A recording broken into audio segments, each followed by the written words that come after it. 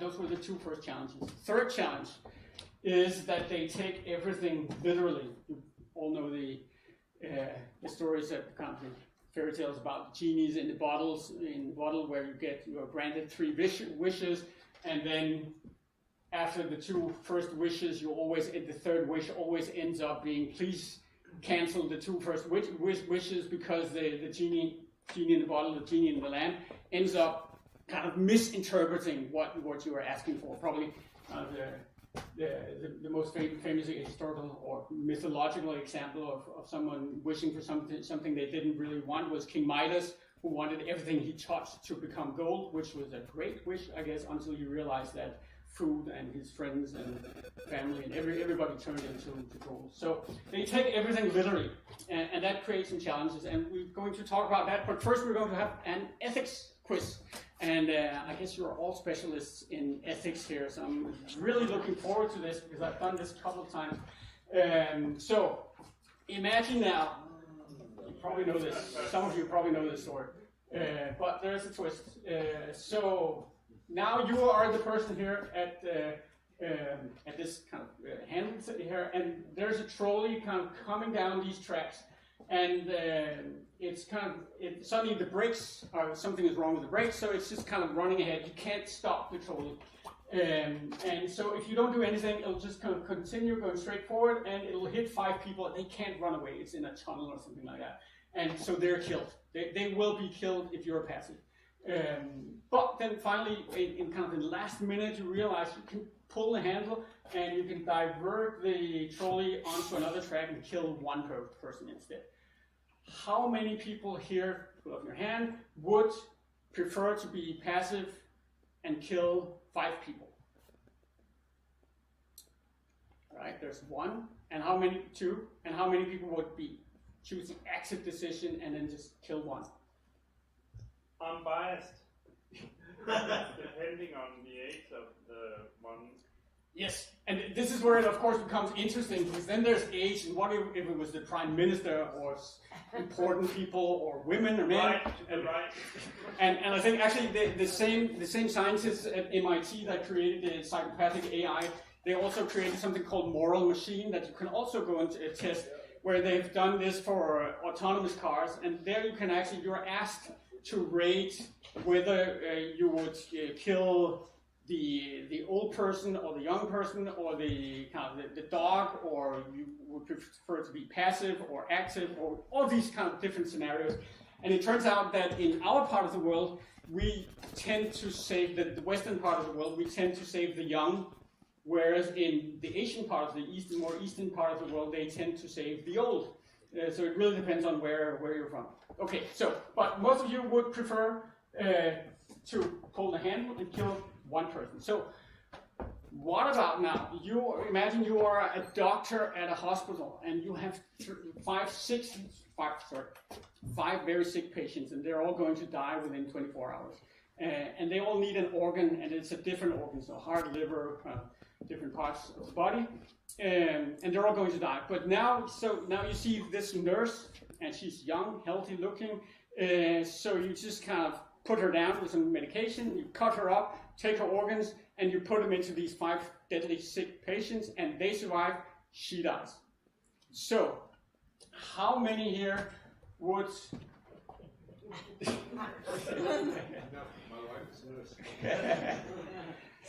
How many here would prefer to kill the 5 people?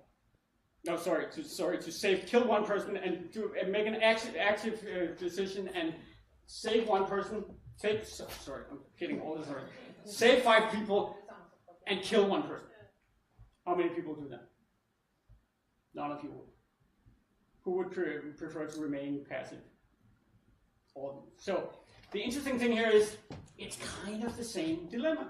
And it's one of those, and I'm not saying something is right, something is wrong here, because it's a true ethical dilemma, and the trolley problem, as it's called, was actually invented back in the 60s by an English philosopher, a woman named Philippa Foot, and she was talking about abortion issues actually, and then she was using this example here. But the interesting thing here is it's an ethical dilemma. There isn't really a right or a wrong here.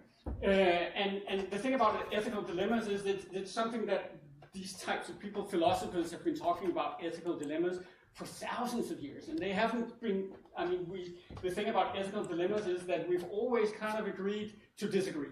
So we can go into a discussion about ethical dilemmas, and then we can kind of leave the discussion saying, well, we didn't agree, but humanity will still survive for another 1,000 years, even though we're not. Because in kind of overall, when we go through our daily lives, we as human beings, we have an ethical compass, which means that we end up surviving, society goes on, everything is more or less fine.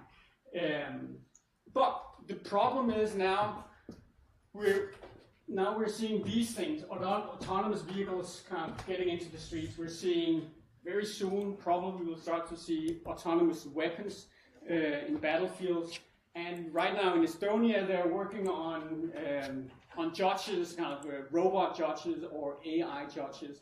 And all of these machines will have to deal with ethical dilemmas. The autonomous car may end up in a situation like the trolley problem. Autonomous weapons most definitely will be in a situation like this. Should I kill the terrorist and also kill 50 civilians, or should I not? I mean, autonomous weapons will have kind of ethical dilemmas all the time. A judge, a robot judge, an AI judge will have these questions all the time as well. And the issue here is that somehow we need to put ethics into these machines because they're going to make decisions. And they're not human. I mean, as I said, they're pattern recognition machines. They're very flat machines, so they don't really understand ethics in the way that we understand ethics. So somehow we need to put ethics into these machines. And this creates quite a problem, actually 3 problems. The first problem, of course, is what should the ethics be? And we're seeing examples of this in one of the AIs that are really kind of affecting our lives is the Facebook newsfeed. And Facebook has actually run experiments where they're kind of tweaking the newsfeed a little, and they can see that people are getting happier and they're getting more depressed, or they're buying more, they're buying less. So there are a lot of decisions on what the algorithms should do to us as people and society. And what should this ethics be? I mean, should the ethics of Facebook right now, it's basically just making money, but should the ethics of Facebook be to create a better society or more educated citizens or whatever? We don't really know, and this is I don't have the answer here, but this is one of the things that we need to figure out. And then the other thing is, who decides their ethics? Is it the programmers at Facebook who should decide how the newsfeed works, or governments, or people? Should it be democratized? Also a very good question. And then this is more of a technical question, and a lot of people are working on that. How do we actually get ethics into these machines? Because these statistical pattern recognition machines, they don't, as I said before, they don't understand ethics. They have no idea what ethics is. So my take on this is, it's a little like the bias thing that I talked about before, is that we cannot solve ethics. And I think, again, one of the biggest, I hear when I'm reading about AI and people talking about technicians working on AI systems, they have this idea about ethics as something that can be solved. We just need to find out the right solution for what ethics is. We need to solve the trolley problem in the best way. And then we need to just simply, when we've solved the ethics problem, so the problem that's been kind of people have been talking about for 3,000 years, when we've solved that issue, we just need to put it into our machines. And my point is, I don't think we're going to solve ethics, not at all. And I think we need to consider that ethics is, usually I say, a political problem. Today I just put in religious problem as well. And it's not a technical problem. So, and what does that mean? Well, it means that we're unable to, when we're launching AIs into the world, autonomous weapons, autonomous cars, Facebook's news feeds, recruiting systems, all of these things, we need to realize that their ethics will always be imperfect. We will try to tell them about, well, if you're recruiting AI, well, then you shouldn't prioritize men over women, or you shouldn't prioritize white people over black people, or whatever. So you shouldn't be biased. You shouldn't be unethical.